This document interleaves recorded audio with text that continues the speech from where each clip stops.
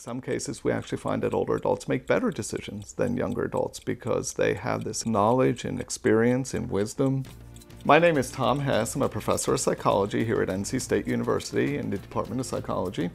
I teach both undergraduate and graduate courses in psychology, primarily in the field of developmental psychology and aging, looking at how cognitive functioning changes across the adult lifespan.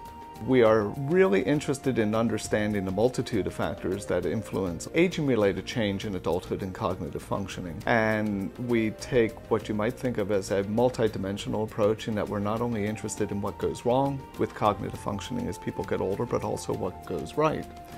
And we look at cognitive functioning in two primary domains. One is focused on decision-making capabilities. Oftentimes older adults are faced with very important decisions, and so, for example, one of the things that we do know is that people get older, their memory abilities start to change, and so do changes in memory functioning perhaps influence the extent to which people make effective decisions later on in life. The other area of research that we are focused on is looking at memory functioning in later life, and it's a common stereotype that as we get older, our memories start to fail.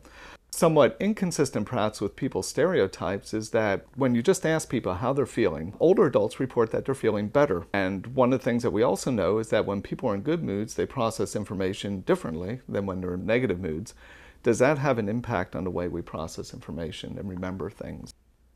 When I was in graduate school, the study of aging was relatively new and also a very interesting one. And so going from a point when I first came here in which I was the only person interested in aging, we now have 6 people in our department who have a primary focus on aging.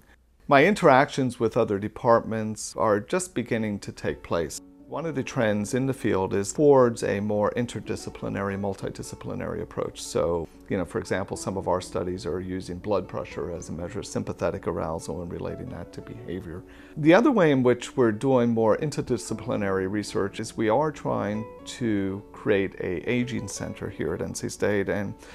And so, for example, people over in the School of Design are interested in things like universal design, houses, appliances, and things like that. There are people over in engineering who are interested in how to engineer an environment in order to prevent falls.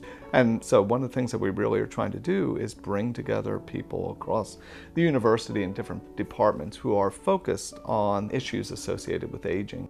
I think when my students go out into the world, one of the things I've really driven home in my classes and in our laboratory really is to take this more dynamic, multidimensional view of the aging process and not just to take a narrow view. The classes that I teach, I think, are relatively general, and my research tends to be a little bit more specific. So certainly when we're in the classroom, I try to bring in examples of what we do in the lab because I think that's interesting to students. It helps them see what we're doing here at NC State that fits in with the larger picture of understanding the process of aging and promoting healthy aging. My graduate courses tend to be relatively small, and so they're seminar type courses, and we may have around 10 to 15 students in those. And I place a lot of responsibility on my graduate students in those courses to keep the class going because I see it as more of a mutual process rather than one in which I'm teaching them. We're all learning together. All of us who do aging research encourage undergraduates to get involved in our labs. So for example, every semester I will have from 4 to 8 undergraduates who are doing independent study in my lab and who work closely with my graduate students and postdocs on our NIH-funded research on aging. We look at how people sample the information that they're presented about the decision that's relevant to the decision, and we look to see the extent to which their sampling of that data is efficient and whether or not they arrive at an effective decision based upon their sample. So we present these information arrays, and then people on the computer can elect to open a box and see what information is contained in each of those boxes.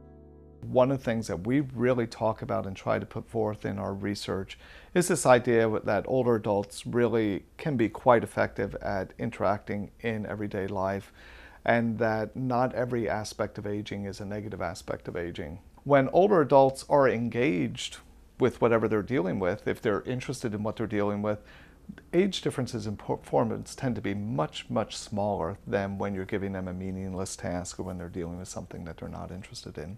And so that has, I think, far-reaching relevance for understanding older adults' performance in everyday life, functioning in everyday life, because usually we're doing things that are important to us.